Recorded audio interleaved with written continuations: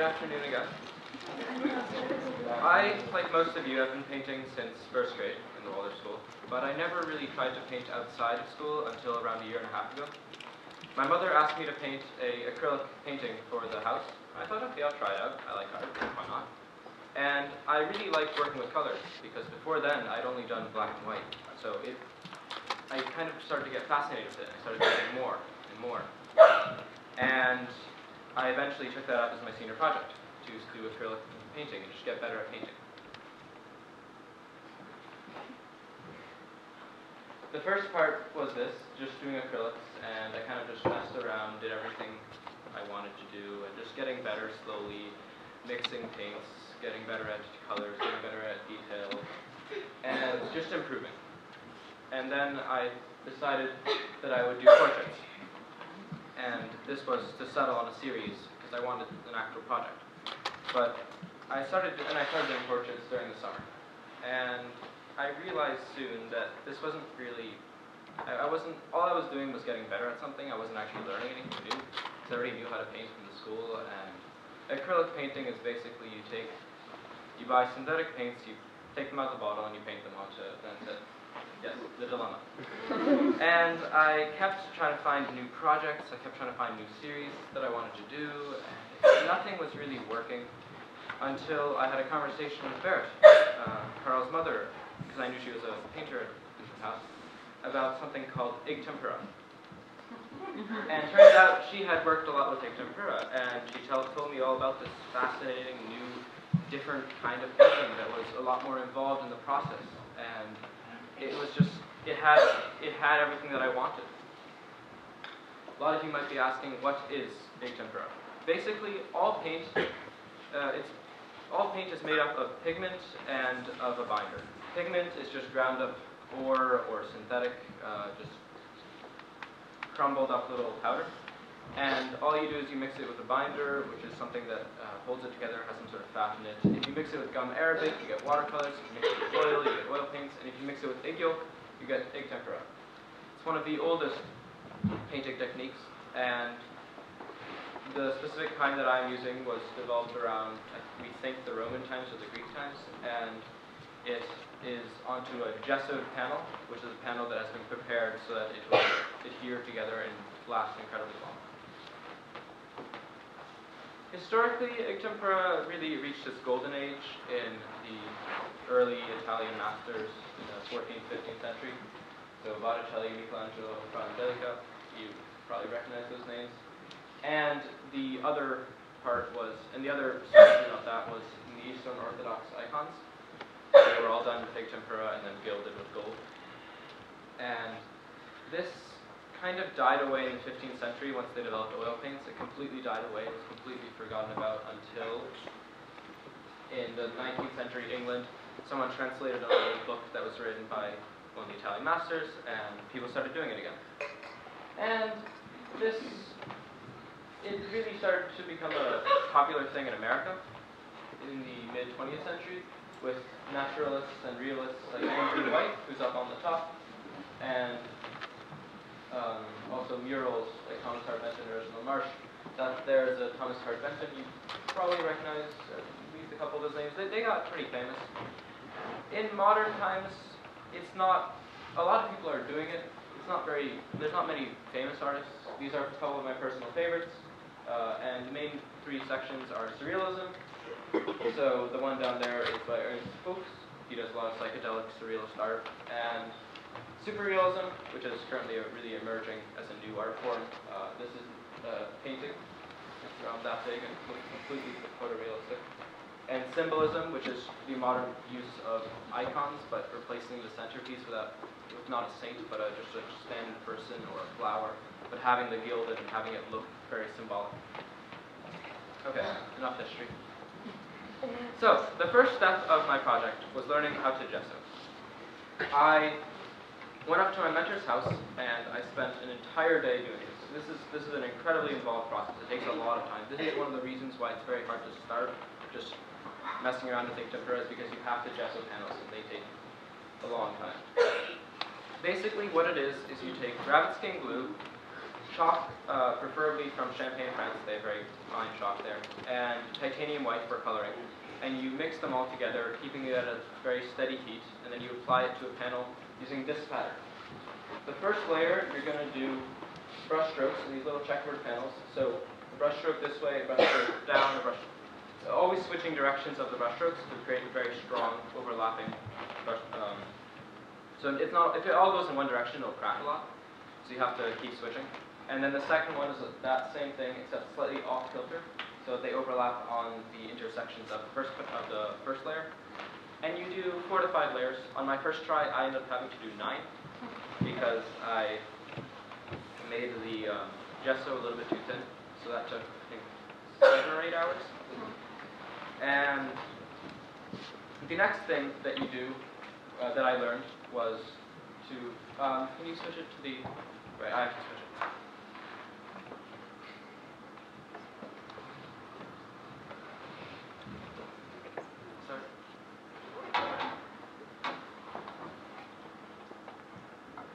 The next thing is making paint, and I learned how to make paint from my mentor, and then I also took classes for the last month and a half in the city where I learned a little bit more the complexity of painting with paint and using very, how to mix different colors and all that.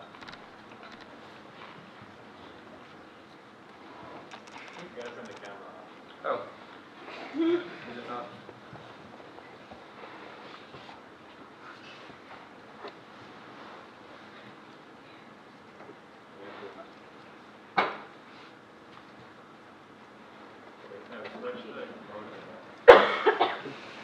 It doesn't work in the... There's no option in the app. Yeah, there is. Never mind. I found it.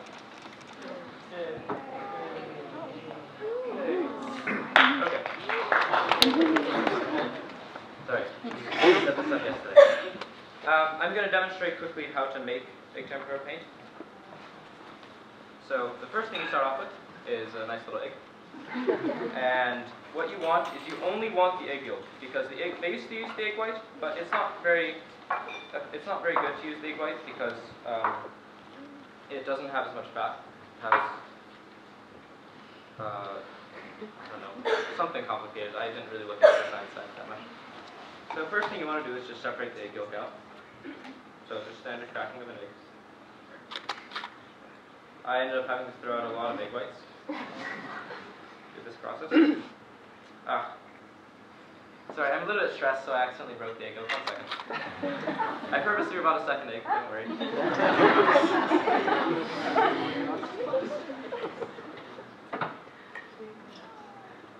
Slowly.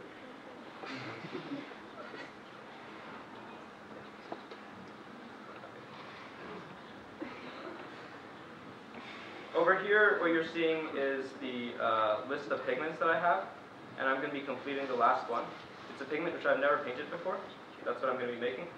It's called Lapis Lazuli, and it's basically the most expensive, the nicest pigment you can use. I have a little bottle here, barely anything in it. That's $70 worth. There's a reason I did not use it in my painting. Most of the ones you can see, these are all natural ones, and you can see them outside later along with the rest of the paintings. I highly recommend doing that because photos aren't very good with art. Okay, so what we do is we take this egg yolk, and you take a piece of paper towel, and we're going to dry an egg yolk.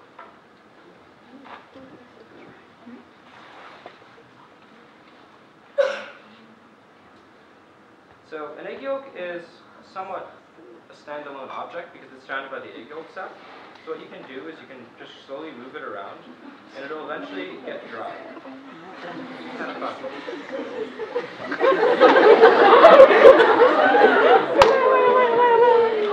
I want to go home and dry egg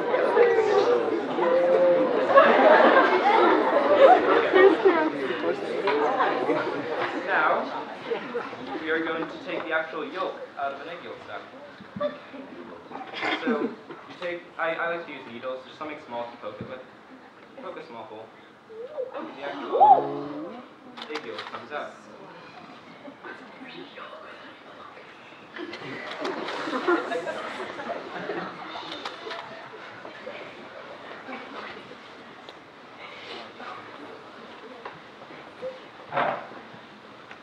Now we have some pure egg yolk. And what we do is the tools that you use to make the actual paint are palette knives. This one's a soft one, it's a lot more flexible, and this one's a little bit harder and has a different shape. They're good for different uses. You kind of just go along and see which one works better, whatever you're doing. And this is a mullet, Miller, and it's like our and the bottom is frosted glass, which creates a very fine, nearly sandpaper surface, which is for grinding down pigments. Technically, you don't really have to do this step of using the Muller, but I'm just going to show it to you anyway. This is what you'd use historically, but modern day, you buy pigments that are already ground down so finely, they don't need to. Okay, that's a little bit too much. No wonder broke. And what we do is we add around 50% egg yolk, 50% the pigment. And I should be adding water to this, but I am not this time because I'm not really going to use it after this. It's just one little quick swipe and I'm done. First thing you do is, you see this? Okay, cool. Mix it all together.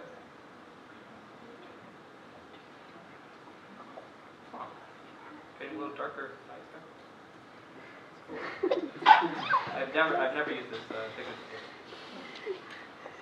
Then we kind of just mix it up a little bit so that it's somewhat mixed up. Move it into the center. And now we mold it.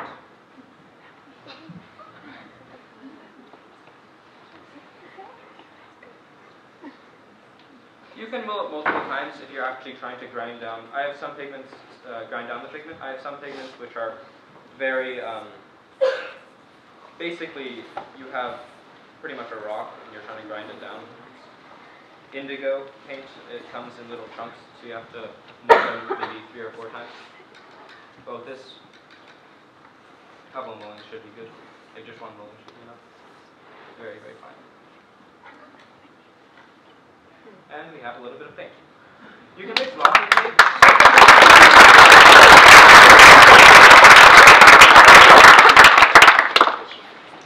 Now, brushes.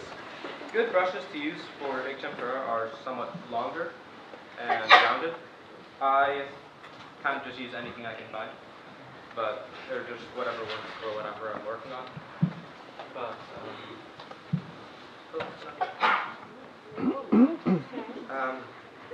anyway, so what I'm going to be doing is I have this little map of all my different colors. These are the synthetics down here, these are the natural ones, and the sacred one, which is going to be Lapis Lazuli. Basically, you want to just like thin it out a bit, so it's like all on the brush. And the way you paint with egg tempera is you just make quick lines. Just short little lines. And you wait 2 seconds, it's already dried, and you can do the next layer over it. And all you do is just layer up, just keep layering up. Everything in egg tempera is all about layers. If you see a painting, it probably has a good, between 10 to 100 layers, depending on how complex the subject piece was in that particular section.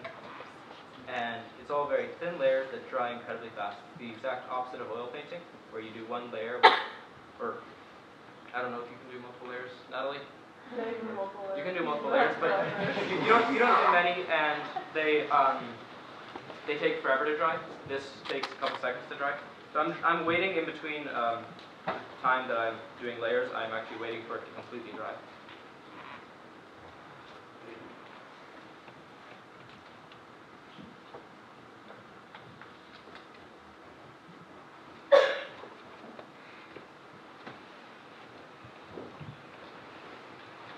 Okay. Anyway, that's good enough.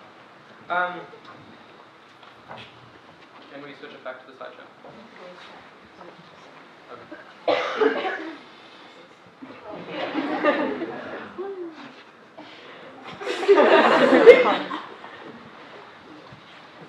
So that's how you make paint, and this is the first one I ever made. It took me around 3 tries for every single section because I kept messing things up and I kept getting like little blobs of paint wrong and just getting the cross-hatching, which the technique you have to do wrong. It was very hard, and I did not realize how different a tempera painting was going to be compared to normal painting. So that was really a struggle. But this was the idea behind this painting, and the idea behind the 3 of them that you're going to see, the next 3 you're going to see, is I tried to use the idea that when you look at art, something comes towards you, and I interpreted this literally, and I applied a different theme to each one. This one's innocence, this innocent little creature kind of coming in towards this dark, bleak, miserable world. The next one is vice. It's a similar thing of something coming towards you. The idea that in art there's a lot of taboo things, a lot of sexual images, a lot of violent images, things that are extreme or taboo or just different, or vices. Yes, and that's the idea that art can represent that. The next one is currently a work in progress. It's Pope. I'm still not sure what to put in the center. I'm thinking of putting one of the 2 remaining northern white rhinos and painting one of their portraits in the middle. There's a little hope for the future. Except they're extinct, but maybe do like a cloning lab in the center. The next one is, I did this off a picture I took of a niece in Seattle on the ferry. This was trying to test my abilities with doing painting water, which is something that's very hard to paint with any medium. So I wanted to see if in this medium I could paint water well, and that was kind of a test of what I could do. And just in general, painting something a little bit more realistic. And this has an interesting story behind it. When I started doing my classes, I came in there completely unprepared because I thought they were classes. It's more open studio time it ended up being, which is perfect for me. And so they didn't have anything there for me there to do. So they asked me to get some apples, but I couldn't find any apples because the cafeteria was closed. So I took some soda cans, and it's the modern consumer's take on a still life. Anyway, I highly recommend going out and checking the actual paintings will be out there when you leave, and I really recommend looking at them because photos are absolutely terrible for showing art, so they look a lot better in real life. I'd like to first thank my mentor, Barrett, for not only introducing me to this wonderful medium and teaching me all about it, but also just for throughout the years. I've come to your house so many times with Carl, and it's just, you've always made food for me and always been there, and I've talked so much about art with you over the years, and just having someone to bounce my ideas that sound absolutely crazy about what the meaning behind my art, and thank you for that. I'd also like to thank GMWS for being my in-school mentor, helping me with my speech, my presentation, and Doug and the rest of the Art Student League crew, where I went and took classes, for helping me with learning about colors and just in general being entertaining. Carl for driving me everywhere, everywhere. Thank you. My parents for financially supporting me. Everyone who modeled for me. Everyone who listened to me talk way too much about my senior project. Thank you. I guess that pretty much encompasses my class.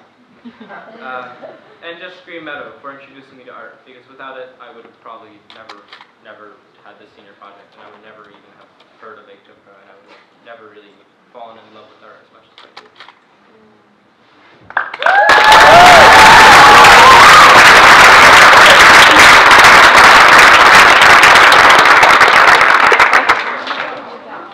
Any questions?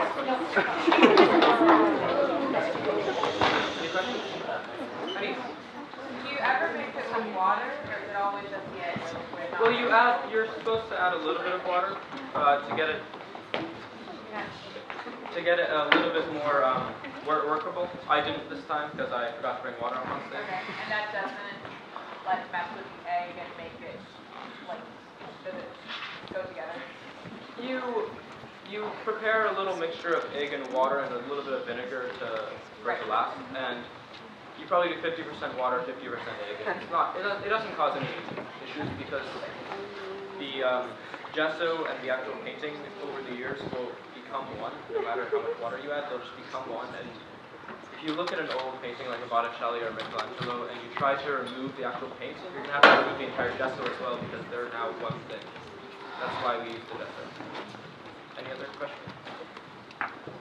Carl? How many hours would you say you spent painting the last year? Too much. Way too much. By the end of the summer, I had 300.